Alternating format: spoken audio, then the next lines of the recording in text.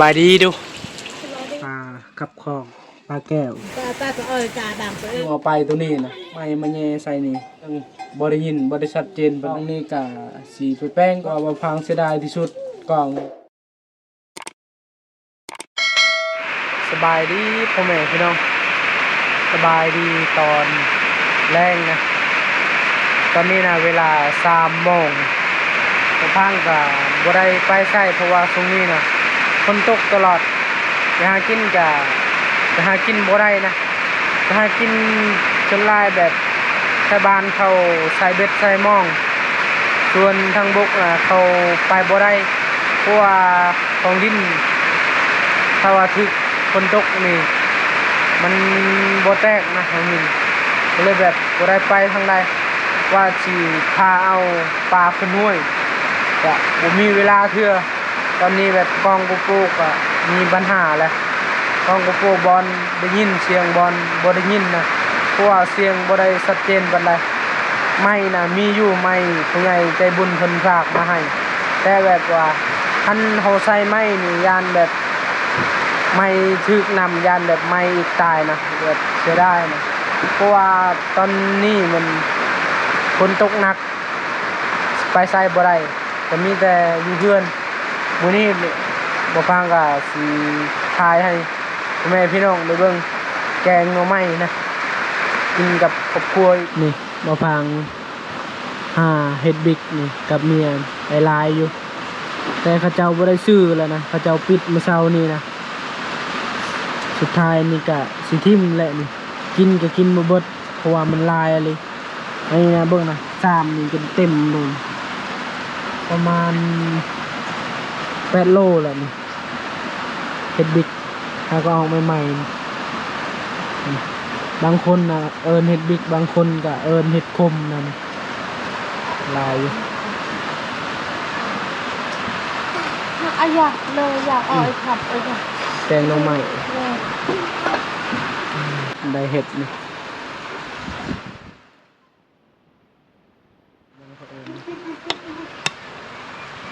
มาบวงคนดูผมไม่เกี่ยวกับหนูฮะผมไม่เกี่ยวกับหนู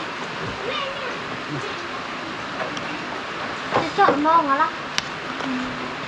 หลอกลวงก็เจอมาละ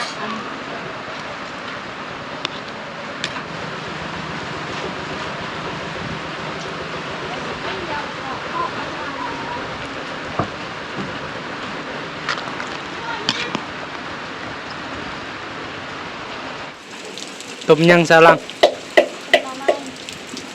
คุณของสาวก็สบายดีดูคุณลานก็มานำมันนี่คุณขี้ดื้อโอ้ยเปิดมึงดูสาวหลังน้ำไม้ไหลลายอยู่เนาะใครเป็นคนหา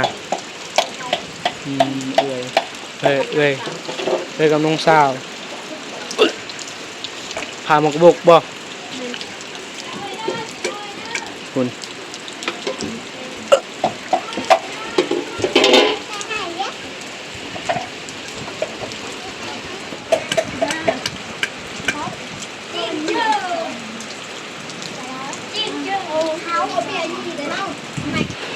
แกงหน่อไม้กระสุกเรียบร้อยเลยเอาเห็ดแล้วก็เอาผักเน่าเอาผักกระแยงนำ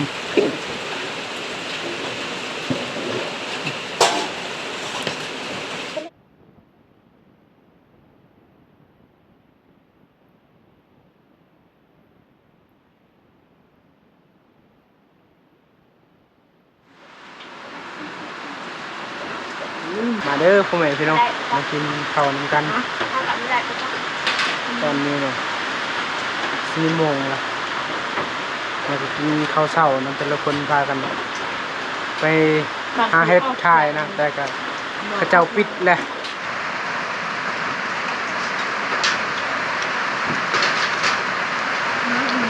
มันเริ่มมีเกาะ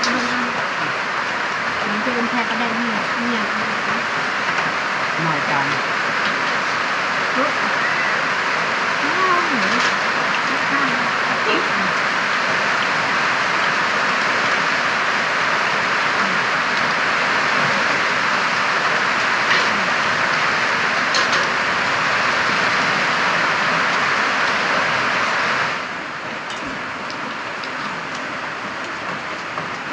ายเด็กเราได้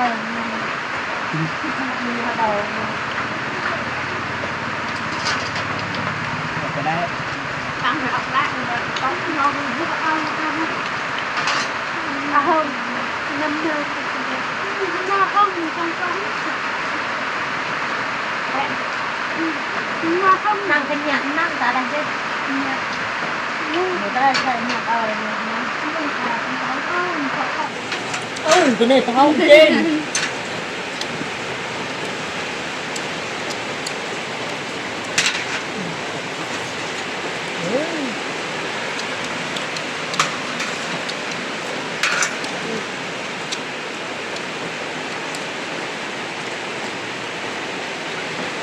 ตัวไปเรียกเดินจนดังนะวิ่งมาก็เอ้ยจ่าบางก็เอ้ยจ่าน ำของเฮาก็เริ่มพดแล้วเฮาก็เอาเฮ็ดลงบัดนี้บูฮูเขาซื้อหรือบ่แต่เฮาก็สิเฮ็ดไว้นะบางทีไอ้เฮียงมาไอ้เฮียงว่าซื้อเฮาก็คายนะถ้าไอ้เฮียงว่าบ่ซื้อเฮาก็จำเป็นทิ่มแหละนี่เฮาสิลวกให้ขี้ต้มออกลวกแล้วก็ล้างสะอาดเอาขี้ต้มออกจังคายเลย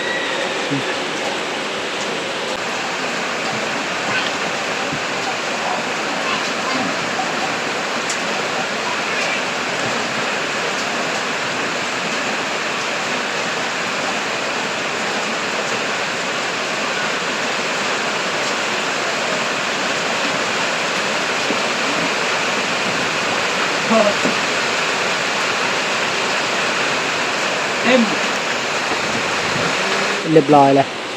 ถึกขี้ต้มเต็มเลยหม้อนี่ก็ใหญ่แต่เต็มลายอันนี้เฮ็ดนี่นะเพราะว่าเราดูมันนะช่วงนี้เราดูเฮ็ดอันนี้ออกนะบางคนแบบเขาเจ้าแบบต้มเขากินเลยนี่แต่บ่พังบ่มักเขาเจ้าว่าขมเลยคุณเบิ่งนะสลังว่าจนคนบ่ได้ลายอะไร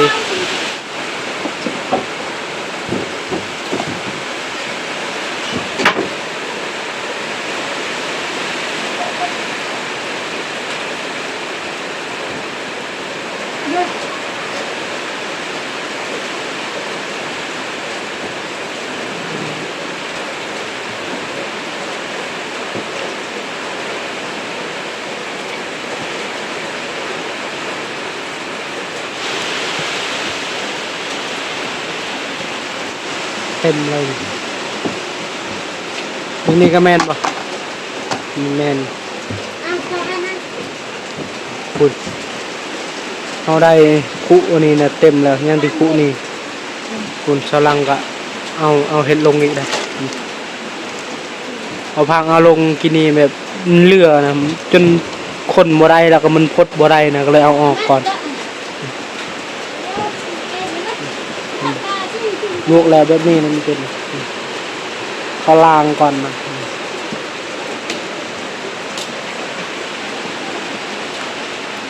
เฮ็ดกะได้ขายเลยเฮ็ดบิ๊กนะพอพังได้นะ12 โลแต่โล5,000นะ5กระได60นะแบบนี้แหละพ่อแม่พี่น้อยหาเงินแถวบ้านเฮามันยากอะไรมันบ่เหมาะสมเลยกับค่าแห้งเฮาพอดีเอื้อยเพิ่นไปสอนปลานะไปสอนปลาแก้วเพิ่นได้หลายอยู่นะเบิ่งนะมีแต่ปลาแก้วเลยปลาแก้วออกได้หมดนี่นะคุณ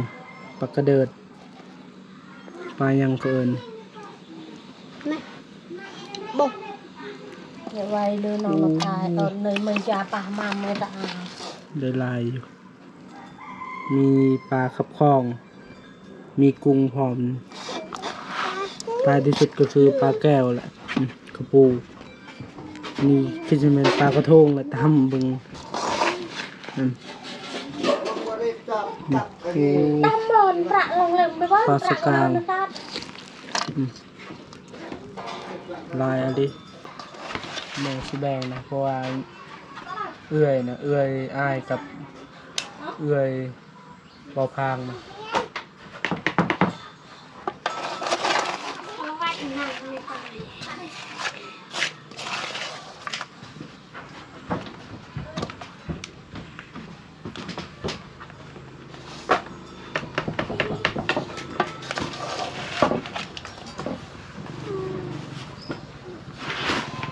เอาหยอกดิ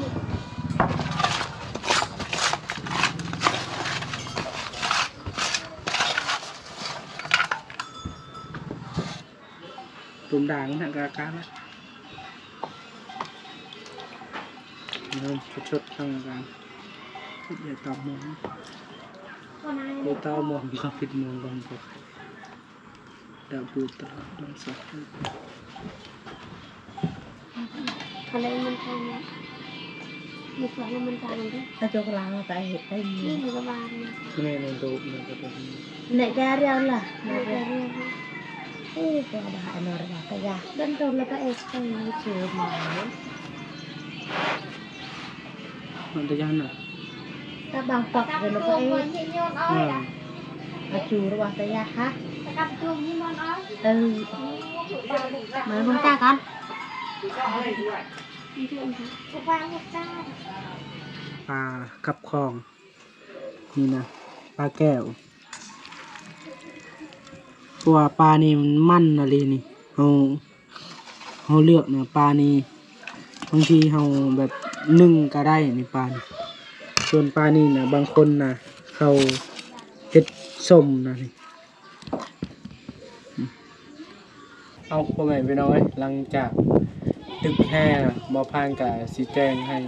พ่อแม่พี่น้องหับหูนำกันนะว่ากองโกโปว่าพังนะแบบเว้านะเสียงบ่ออกแบบเวลาแบบลมมาหรือว่านำแห้งนะแบบเว้าบ่ออกนะพอดีเห็นFCคนหนึงนะแนะนำว่าบ่พังเอาไม้นะเอาไม้แย่ใส่หูนะพอดีบ่พังเฮ็ดตาม FC เพิ่นบอกนะบ่พังแบบเอาไม้น้อยยิงแย่นะแย่บนหูแหละบนหูลำโพงนะพอดีแบบทายแบบบ่ได้ยินเลยนะตอนนี้ได้ยินแต่เสียงลมสงสัยแบบลำโพงแตกบ่จักบ่พังกับบ่ฮู้คือกันเพราะว่าตอนบ่พังไปดำนานะบ้านเอื้อยฝนตกกะบ่ดนดอกพ่อแม่พี่น้องประมาณบ่พังแบบถ่ายตอนดำนาแล้วก็ตอนลูกกาพ่อแม่พี่น้องคือสิเห็นแหละพอดีแบบบ่พังถ่ายแล้วก็บ่ได้เอาแนวกันนำมานี่ลืมเอาไปตัวนี้นะพอดีแบบนำพลถึกลำโพงนะแบบว่าบ่ออกคือตอนเบาพังไปตึกแห่ตอนอยู่เมืองพีนนะว่าบ่ออกเสียงแบบบ่ชัดเจนบอลมีบอลบ่มีนะพอดีเบาพังแบบกลับมาฮอดเฮือนแบบลองแบบทำไม่เฮียงก็เฮ็ดบ่ได้นะเพราะว่ากล้องนี่บ่ฮู้มันเป็นนำหยังเพราะว่ากล้องนี่มันเป็นมาซองเทื่อแล้วพอดีแบบเบาพังเอาไม้นะพอดีเอาไม้มาแย่ใส่นี่พอดีเสียงบ่ได้ยินบ่ได้ชัดเจนปานใดเลยแต่ว่าเรื่องกล้องนี่เรื่องแจ้งเรื่องหยังก็สุดยอดแต่มันเป็นนำลำโพงนั่นแหละอันนี้นะคือสิด้นแหละเพื่อสิได้เฮ็ดคลิปบางทีก็เอาโทรศัพท์กล้องนี่ก็สิไปแปลงก่อนถ้าว่าเขาเจ้าแบบใส่ไม้ได้บ่พังก็ให้เขาเจ้าเฮ็ดให้นะเพราะว่าไม้ที่ผู้ใหญ่ใจบุญเพิ่นฝากมาให้2อันแล้วก็ตัวนี้นำเดี๋ยวว่าพังสิแกะให้พ่อแม่พี่น้องได้เบิ่งแบบนี้แหละพ่อแม่พี่น้องเอ้ยแฮงเสียดายนะแฮงเกิดอีกเกือบทุกปีเลยนะเกิดแบบนี้นะตอนว่าพังมีกูโป10ก็เป็นนี่คันยามพ่นเป็นแบบนี้ตลอดนี่ก็คือไม้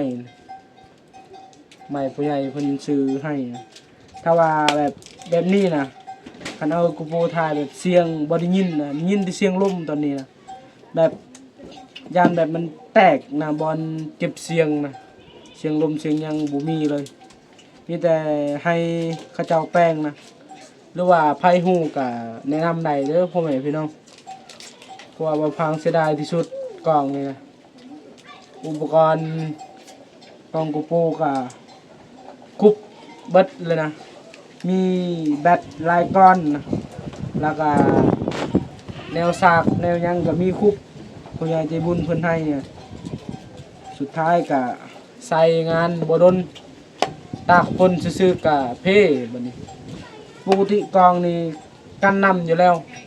แต่บ่พังก็แบบมื้อนั้นน่ะบ่พังลืมเพราะว่าไปดำนาแบบด่วนแน่เพราะว่าช่วงนั้นช่วงฤดูฝนบ่พังแบบอยากดำไว้แล้วก็สิกลับเอาป่าขึ้นห้วย